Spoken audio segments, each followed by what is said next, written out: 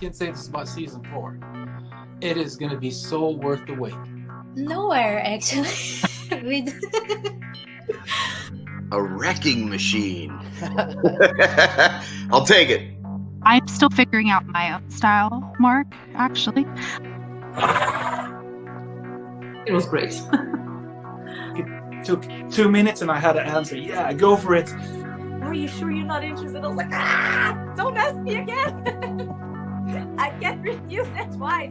In Holland, in one country. Here is the YouTube. She got me so deep and underwater and I drank it. It was not good. You'll try chocolate from South Africa to Australia to England. It will taste so different. So it's been really amazing that it's been with you after 10 long years. The first title we were messing around with, we were going to call it Lockdown. And then after a while, we actually kind of realised, God, this is dragging on a lot longer than what we thought it was going to be. I didn't want to give people a reminder. Our bass player has a band. We were like, let's go on the road, man. But and then it just came to a screeching halt. We had to work on like how I was biting the carrot. Like I had to do it very purposefully, you know? You didn't want a weak bite, but you didn't want a bite that was too strong. Someone jumps the stage and one of our techs just body slams him to the ground and you can see me kick him. I guess I was too distracted. I was having too much fun. Never a bad thing.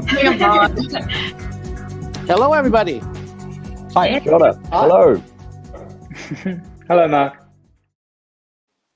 Good evening, good morning, good afternoon, wherever you are in the world. I'm Mark Sugiyama from Eclectic Arts, based here in Seattle, Washington. Thank you so much for joining me today.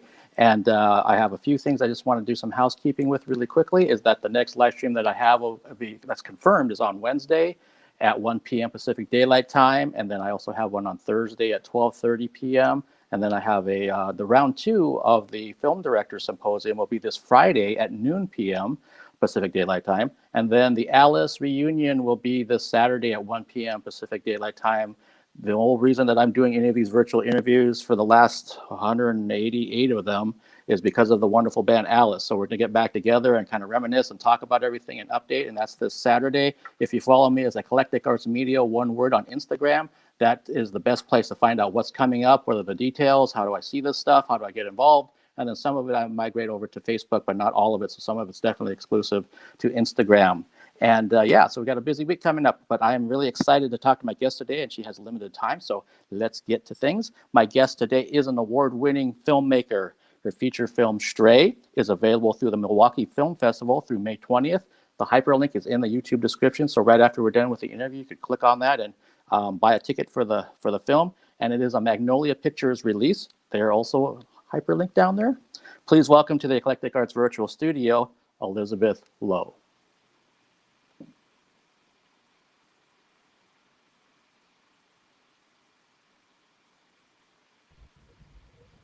Hi. Hi, Elizabeth. How are you? I'm good. Thanks so much for having me. Thank you for joining me. I'm really excited to talk to you about Stray and everything involved with it. Yeah. Okay, so correct me if I'm wrong, what I understand about the film after having seen it is that it seemed like your original intention was to maybe go around to different areas of the world and actually try to film dogs, but then you ended up with in Istanbul in Turkey. What kind of stood out about that location for you? So when I was doing research about stray dogs around the world and which countries or cultures had the largest stray dog populations, Turkey's history is what hooked me. They have this fascinating history with stray dogs where I think it was in 1910 when the Ottoman Empire was crumbling and very weak, a British diplomat came to Istanbul where stray dogs were thriving. And he was chased by a pack of dogs and fell to his own death. And so in retaliation, the British government forced the Ottoman one which is Turkey, to round up all of their stray dogs and banish them to an island where they would starve to death. And after that happened, World War I broke out, huge fires broke out. And so people really saw the exiling of the dogs as a curse on the country. And so over the next 100 years, even as the Turkish government had tried to eradicate all stray dogs by killing them in the way that the West does, in this attempt to modernize and make Istanbul conform to Western standards of what an ideal city is, the people fought against that because of this connection they had, this almost spiritual connection. And in 2004, they protested and were able to pass these groundbreaking laws to protect stray dogs and to preserve their rights, allowing them to roam freely, not to be able to be held in captivity if they're healthy by the government, or even to be euthanized. So that really drew me in because it felt like every single free roaming dog there, including the dogs in the film, are these walking testaments to human mercy and non-human resilience. That's wonderful. Thank you so much for educating me about the background that far back. I actually wasn't aware of that, and that's that's fascinating. It actually makes me think more about just the culture that's there. Then it's so drastically different than, especially here in America, where if you see a stray dog, people are up in arms about it. They want somebody to do something about it. They don't want them out at all, and. And I also know that with the course of the film, that it sounded like you were spending roughly two years time filming. And was this basically a one-woman show that you were doing all the filming for that period of time, or did you have some people that were working with you? No, I was always working with people. So I was the cinematographer, but on set, we would always have one person recording sound and navigating the relationships. And usually it was one of three Turkish co-producers, Ceylan Çarhaglu, Zeynep Kaprulu, or Zeynep Aslanova. And so it would always be a two-person crew wandering through Istanbul, following Zeytin and Nazar, the two main dog stars of the film, as they wandered throughout the city. So did, at least initially when you started filming, did like a lot of the locals start like looking at you and just kind of like what's going on, or just maybe more curious about what's going on? Yeah, because we would spend hours observing what Zeytin was doing, whether she was sniffing a blade of grass or just staring out to sea or overhearing a conversation in a cafe. People were quite curious at first because I think for a lot of Turks, they grew up with this phenomenon. To them, packs of free roaming dogs was something that they took for granted. Whereas for me, it was something that I felt the Turkish people earned, and was such an exotic phenomenon to me because I grew up in Hong Kong and have lived in the States for the past decade. And to see dogs who are living their lives on their own terms, who are not whose lives and every decision they make are fully their own and not dictated by owners or being at the ends of leashes, was such a sight that while I found it exciting, people were slightly baffled by why I was paying such close attention to these dogs with my camera. But then after a while, I think because they saw me sort of observing these dogs and filming them for hours on end every day, they also sort of got used to the notion too. So in the film, you don't see them react too much to me as I'm filming. Okay, and as you went into the the project in terms of the film part, did you have any kind of intention of what kind of storyline you're looking for, or were you hoping just to let me just film the dogs and then we'll kind of see what story they give me, basically? Definitely this film was an experiment in what happens when you hand a story or a narrative over to a dog. And that was really important for the film. I didn't want my human wills or my desires to be imposed on Zeytin, the dog's life. And Zeytin was one of the few dogs in the city that didn't inadvertently follow us back when we were filming with them. And she had this remarkable quality where she stayed very independent and very stubborn, so that we couldn't even be tempted to orchestrate things around her or to lead her to things that were of interest to the crew. And so she really led us throughout Istanbul to places that me or my producers would never think to go. And that really fulfilled the promise of the film, which is what happens when you follow a dog and you see the world through their eyes. Yeah, I think, yeah, absolutely. And that's one of the things I really was fascinated about the film, because going into it, I thought it might be something the other way around, with a bit, maybe a little bit more input from a director or a writer or something. In this case, it was very much like, you're kind of following their life of what they do on a day-to-day basis and the things they kind of get into, and good things, maybe things that over here we're not so used to. And yeah, it was fascinating that you found a dog that was kind of like, yeah, go ahead, go ahead and film me. I'm going to kind of do what I normally do. Yeah, she's such a star, and she's not self-conscious in front of the camera at all. I'd be able to be inches from her face and she would just sniff right past me. And that was a really rare quality. And also, I think the dogs of Istanbul were also so well socialized, like so many of them, because they're treated so well. And so the film is really this celebration of stray dog life and what dogs see and hear, and an invitation to audiences, because it's not prescripted through interviews or narration or voiceover, the meaning of it, an invitation for audiences to make sense of what it might be like to be a dog in this world, navigating a very complex city. Yeah. There's times when it became, I don't want to say anxious for me, but definitely when there's very crowded scenes and they're trying to perhaps find food or something like that, that it became like, yeah, this really made me feel like I'm it's like a point of view of a dog, of what they're going through, and instead of from a human point of view of trying to look at things and like, well, how are they going to find food, or where do they sleep, or what do they do? It's like, well, no, this is actually what they do. Mm-hmm.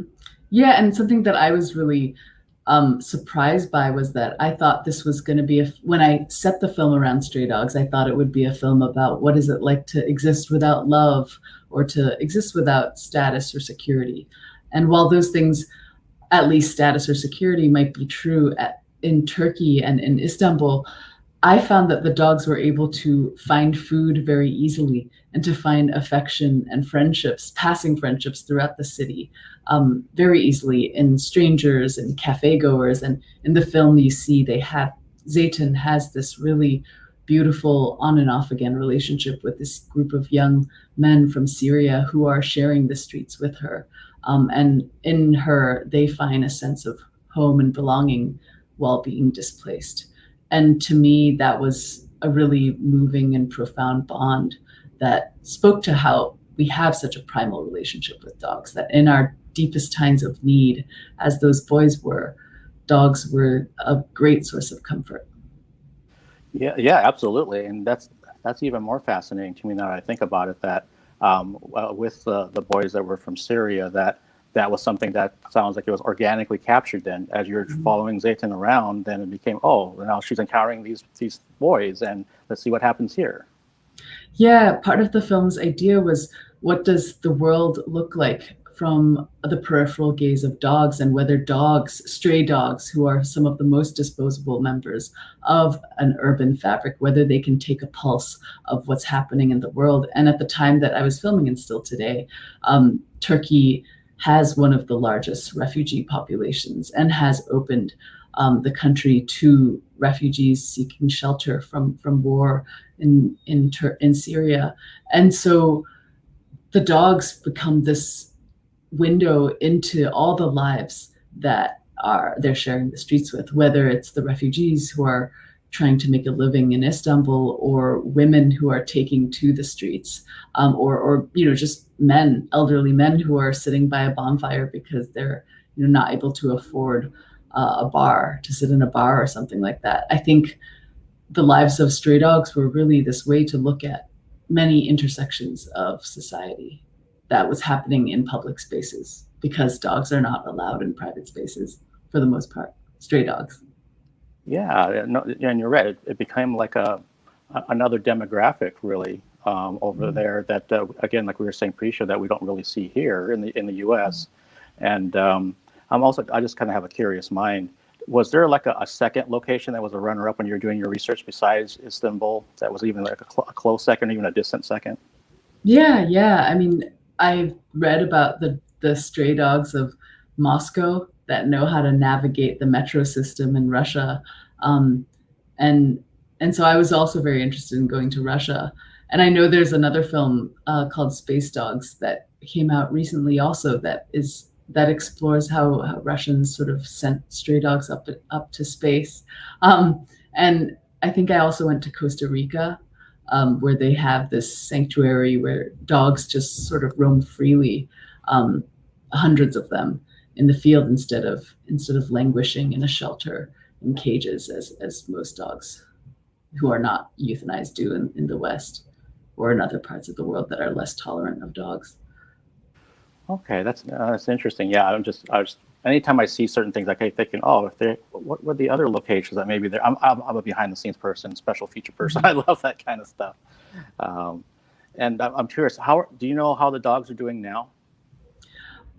So when the pandemic happened, so we had finished shooting before the pandemic broke out. And when the pandemic started, I did feel very worried about what would happen to all the stray animals of Istanbul, because they do live off of the scraps of people's foods. And if cafes are shut, restaurants are shut, what would happen to them? But I was very heartened to hear that the government, the city stepped up, and every day they put out food at feeding stations for a lot of the stray animals in the city, and also volunteers stepped up to feed the animals every day despite the lockdowns, which I wasn't surprised by based on what the relationship that I saw that people had with stray animals there. And so sometimes my producer Zeynep, who lives in Istanbul, will show me pictures of Zeytin, send me pictures from her phone whenever she runs across Zeytin in Taksim Square, one of the busy streets that Zeytin is usually on, just sleeping. So I believe she's fine. And it's also so much a testament to the society there that a stray dog, year after year, I was able to find her again. And most people thought that's impossible to find a single stray dog in this huge city of 15 million people. But she is, year after year, was surviving and fine and thriving. Wow, that's awesome. And it, like you said, it really does speak to the culture and the climate of Istanbul, and how that's so refreshing to hear that there's a place like that in the world that's how they treat stray dogs. And I also believe stray cats. I think there is a film related to cats over there as well. But it just kind of makes you show, there is another way to do things. Yeah, that's what it revealed to me over the years. I think in the West, we tend to think of cities or countries with huge stray dog populations as somehow we conceive of them as being inhumane or somehow not taking care of their animals. But from looking at Turkey's model, I've realized where they've successfully integrated stray dogs into their city and they're communally cared for, even if not individually, that they've somehow reached this compromise in a way that's much more humane than what New York does, or LA, or London, or Paris, or Hong Kong, where dogs are destroyed if they don't find homes, or they languish in this shelter for the rest of their lives. Which, when I look at the dogs' lives like Zeytin and Nazar and how rich they are, how they took themselves on hours-long walks every day just for the sake of it, for adventure, or to find food, which they always did, it makes me very sad to think of all the potential, that it's just a cultural idea that constrains what we imagine our cities to be, how they can be like, that it could be so much more diverse even. Yeah, and very well said. And I think that's exactly how I felt watching that, thinking, and I was listening to you as well, that, wow, there's so many other things you can be looking at in terms of how you can make change and how a culture or a city, a nation approaches stray animals.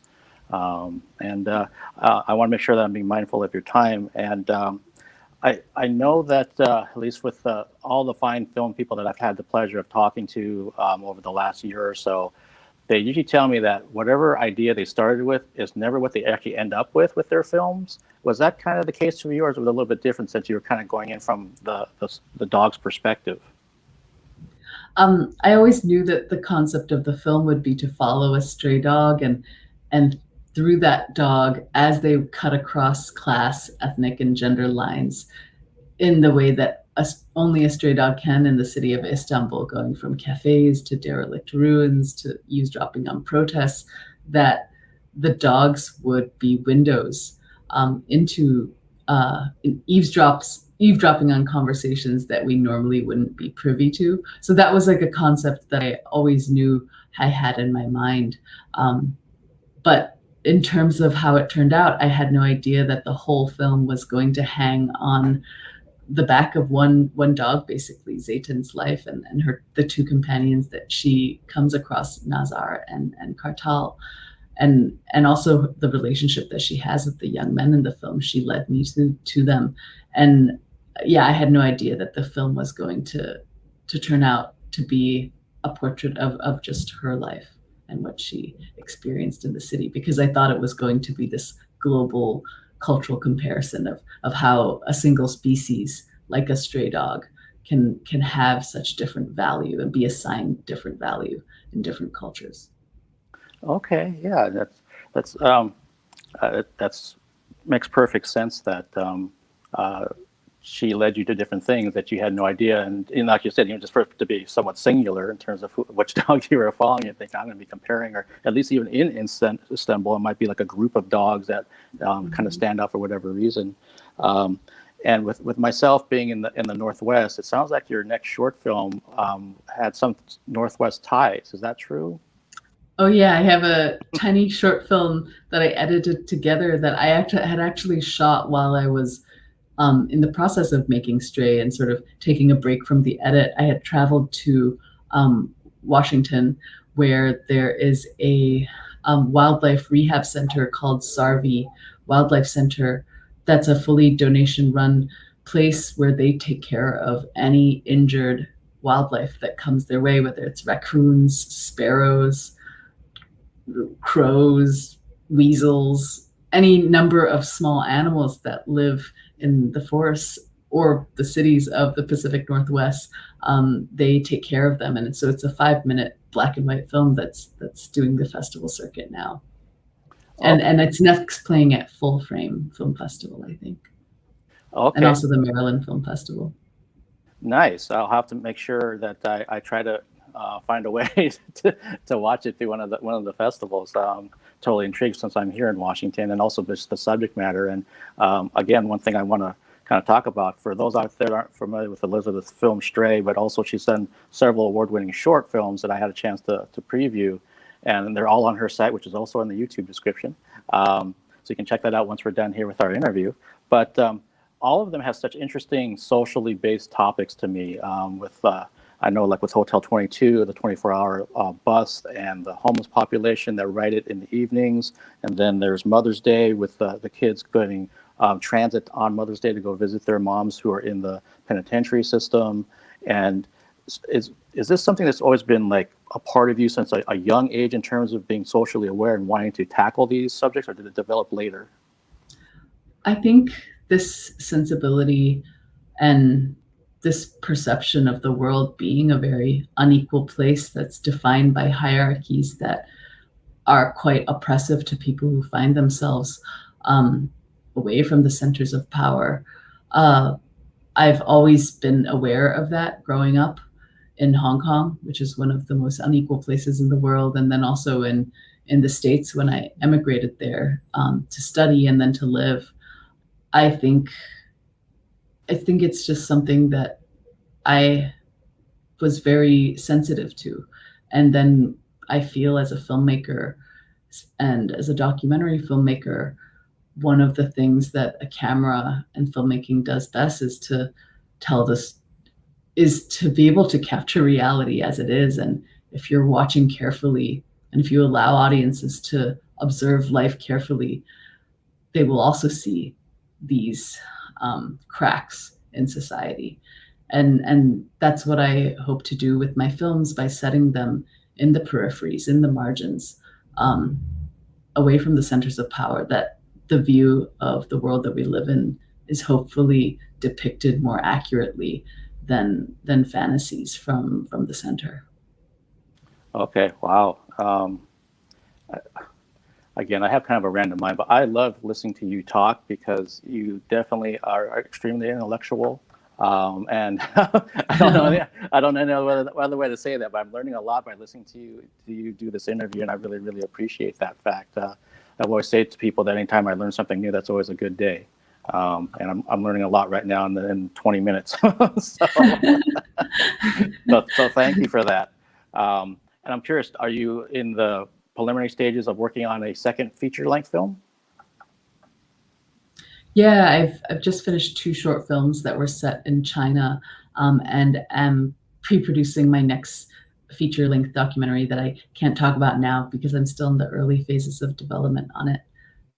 But yeah, I'm working on multiple projects. Okay, and one thing I know that I've had a few up-and-coming folks that are really trying to get into the filmmaking world. What kind of advice would you give somebody who's trying to get in and do what you do, especially from the documentary side? I would say now with the cameras that are available to you, with even an iPhone, that to go out and make them and tell the stories that really move you or appeal to you, even if they feel weird. Like Stray was a very weird pitch, humanity through the eyes of dogs. It's not ordinary, and it's turned out, I think, to be quite an idiosyncratic film. But if it appeals to you and if it's something that moves you in your soul, it's going to move other people too. And that's something that I've found with Stray. And of course, it can be a niche audience, but you will find an audience if you go out and do it authentically, and you're choosing topics or stories and telling it in a way that is authentic to what you're seeing and perceiving and what you want to express. I guess that would be my advice. And that's something that I've learned from Stray, that setting out, there was a lot of doubt about whether we should make this film and whether anybody would bother to watch it. But it's been very gratifying to learn as it's been released in the US and around the world that it is resonating with people, even though it doesn't try to dictate how people should feel as they're watching the film. But so something that a lot of people have said to me, especially dog lovers, is that they're scared to watch this film because they think it'll be really sad. But actually, this film is a celebration of stray life, and not hopefully a tearjerker in the negative way. Yeah, it's interesting that you say that, because one of my friends, when she's a budding filmmaker, saw that I was interviewing you. She's like, "Is that film going to make me cry?" That's exactly what she said. Mm-hmm. So I'm like, "No, this is probably, so watch the trailer and not going to give you an idea of what you're going to be seeing. It's very, very different than probably what you have in your head." Mm-hmm. And like you said, it's much more of a celebration of things, and it'll make you think for sure. Mm-hmm. Yeah.